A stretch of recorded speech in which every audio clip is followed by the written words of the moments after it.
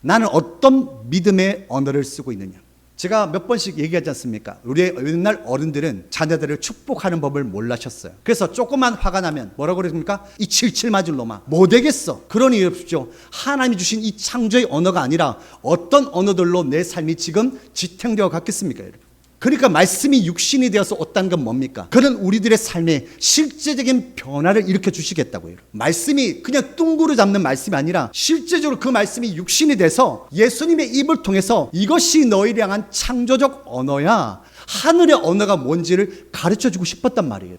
잘 보면 지금 우리는 믿음의 언어를 쓰고 있는지, 아니면 지금 세상의 언어로 또 다른 사람을 저주하고 나를 정죄하고 남을 정죄하는 언어를 쓰고 있는지 한번 보시길 바랍니다. 여러분, 율법하면 꼭 법만 생각하지 마세요. 이 율법에는 보십시오, 절기, 성회 다 들어간단 말입니다. 제사, 이게 율법이에요, 여러분. 이걸 했단 말입니다. 자, 이들은 이제 몸에 뭐가 배웠죠? 율법. 우리 율법으로 사는 사람들이야. 맞아, 이게 선민이야. 그렇게 살고 있던 이들이 신약에 들어니까 무슨 사상이 들어온지 아십니까? 뭐요? 영지주의 문화가 들어온단 말입니다. 외부 문화가. 그 영지주의가 뭡니까? 영은 깨끗하고 육은 약해. 그리고 영을 담을 수가 없어. 그런데 육신은 그게 아니래요. 육신은 말씀이 육신이 되어 오는 거예요. 여기 육신이 됐다는 건 여러분 진짜 사람이 됐다는 게 아닙니다. 이 육 진짜. 그럼 뭡니까? 예수님이 뭘로 왔다는 거예요? 우리처럼 연약하고 아픈 거예요. 그렇게 연약함이 되었단 말입니다.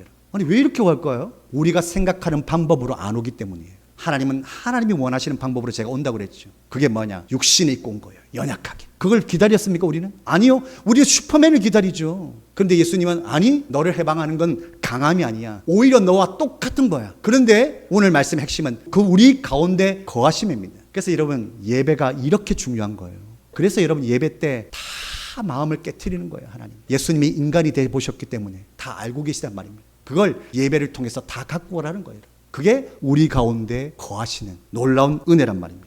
자, 이제 율법에 대해 정확하게 가르쳐 드릴게요. 율법은 시작이 있고 끝마침이 있는 겁니다. 예수가 오시면 끝나는 겁니다. 예, 하나님께서 미리 정하신 언약이에요. 약속을 율법이 여러분 폐기하지 못한다니까요. 그 후에 나타난 거예요, 시내산에서. 이게 여러분 은혜가 먼저 있었다는 증거란 말입니다. 그러니까요, 우리가 아브라함의 자손이지 않습니까? 예수 그리스도를 통한 하나님의 자녀된 우리에게는 약속을 자꾸 주시는 거예요. 율법이 아니라 은혜란 말입니다. 그러면 목사님, 그렇다면 왜 은혜가 있는데 율법을 왜 주신 거냐고. 율법에 주신 이유, 너가 죄란 걸 깨달아라 이거예요. 그 죄란 걸 깨닫고 어디로 가라는 거예요? 방향, 주께로 가라고. 그게 율법의 역할이에요.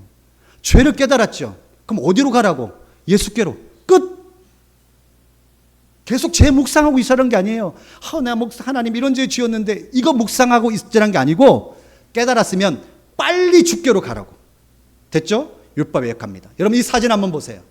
무엇이 보이십니까? 자, 앞을 보세요, 여러분. 앞에 화면을 한번 보세요. 십계명이라는 돌입니다. 하나님께서 왜 돌에 새기셨겠어요? 이거 갖고 인격적인 관계를 맺을 수 없으면 알게 하려고요, 여러분. 그래서 하나님은 어디에 세워요? 마음에 새긴다고요. 마음에 새긴다고요. 마음에 새기면 눈에 보입니까? 더 안 보여요, 여러분. 내 마음에 하나님 말씀이 새긴 거 여러분 보여요? 이게 더 확실하지. 그죠? 이게 더 확실하죠. 눈에 보이니까요, 돌에 새긴 게. 이게 더 확실한 것 아닙니까? 근데 하나님 이게 확실한 게 아니래요. 뭐가 확실하대요? 마음에 새긴 게 더 확실하대요. 이게 믿음이란 말입니다, 여러분. 눈에 보이는 것으로 확신할 수 없다는 거예요. 믿음은 내 마음에 새겨졌기 때문에 누구도 몰라요. 근데 믿음은 내 마음에 새겨진 하나님의 말씀이 있기 때문에 살아갈 수 있는 거예요. 이게 은혜를 받은 사람들의 모습이란 말입니다. 율법을 적어주면 뭐합니까? 율법을 돌에 새겨주면 뭐합니까? 율법대로 살지 않는데, 이걸 깨달으라고 율법을 줬는데 오히려 돌을 보고 맞아, 우린 저처럼 살아야 돼. 못 살면서 돌을 보고 왜 자꾸 산다고 얘기하는 겁니까? 마음에 새겼다니까요, 주님은. 이게 믿음이 없으면 안 믿어지는 거예요, 여러분. 근데 우리는 지금 율법적으로 가고 있잖아요. 그래서 주님은 십계명 주시기 전에 이 말씀을 하셨다는 걸 꼭 기억하셔야 돼. 나는 너를 애굽 땅 종되었던 집에서 인도해낸 너의 하나님 여호와야. 왜 인도하셨을까요, 여러분? 왜 빼내셨을까요? 노예 삼으려고? 노예 삼으려고 빼왔어요? 아니면 자녀 삼으려고 빼오셨어요? 그렇다니까 여러분, 이게 정체성이 되어야 돼요. 이스라엘 백성은 430년간 노예 생활했다고. 노예 근성이 배겼다고. 몸에 눈치 보고 시키면 하고 죽는 척을 하고 열등감에 서로 경쟁하고 그렇게 살아왔단 말이에요. 근데 하나님은 아니, 너 이제 자유인으로 사는 거야. 자녀답게 사는 거야. 그 자녀답게 사는 사용 설명서를 주신 거예요. 그게 아버지의 말이란 말입니다. 그래서 그 마음으로 주고 싶었던 게 뭐예요? 얘들아, 다른 아빠는 생각지도 마. 이게 여러분 율법으로 보이세요? 딱딱해 보이세요? 너는 나 외에 다른 신을 섬기지 마. 무서운 말씀이에요? 명령이에요? 너 다른 신 섬기면 죽여버릴 거야? 이렇게 들리십니까? 나 저주를 퍼부을 거야? 심판할 거야? 이렇게 들리세요? 아니면 걱정하지 마. 난 너희 아빠야. 난 너희 아빠라고. 책임져 줄게. 그래서 구원해낸 거야. 이게 사랑 아닙니까, 여러분? 이게 은혜 아니에요, 여러분? 이렇게 받으셔야 된단 말입니다. 그러니까 십계명이 딱딱한 돌에 새긴 게 아니라 정말 사랑으로 와닿는 시간이 와야 된단 말이에요. 아, 십자가가 보이네. 십자가가 보이네. 여러분 자꾸 들여다보세요.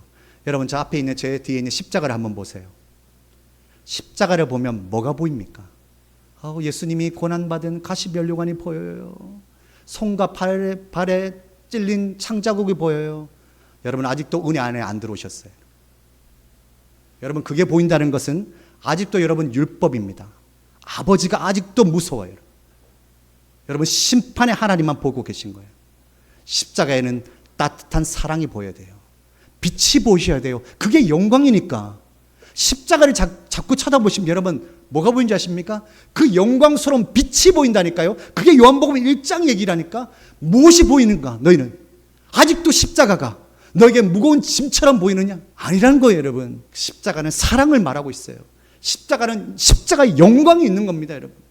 그 십자가의 영광을 자꾸 들여다보니까 뭐가 보이는 줄 아십니까? 결론이에요. 다시 십자가를 한번 보세요, 여러분. 제 뒤에 있는 거. 십자가가 여러분 따뜻하게 느껴지실 때가 올 겁니다.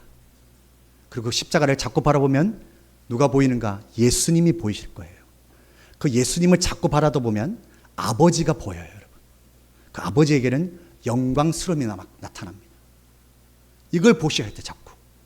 십자가를 통해서 자꾸 아버지를 보셔야 돼요. 그분이 오신 이유예요. 예수님은 아버지를 설명하러 오셨어요. 그 아버지가 네가 오해하고 있다. 그 아버지는 너를 저주 아래 둘 분도 아니고 너를 심판할 분도 아니고 너를 너무 사랑하셔서 독생자 예수를 주기까지 한 그분이시다. 그분이 너의 아버지시다. 너희를 430년간 노예 생활하고 있는 너희를 건져내서 참 자유를 주시고 참 자녀답게 살기 위해서 빛을 비추시는 분이시다. 은혜와 진리의 예수님이다. 그거 바라주고 싶었어요. 그래서 여러분 어디로 결론됩니까? 부활요, 여러분. 이게 복음이란 말입니다. 이게 요한 복음이라고요.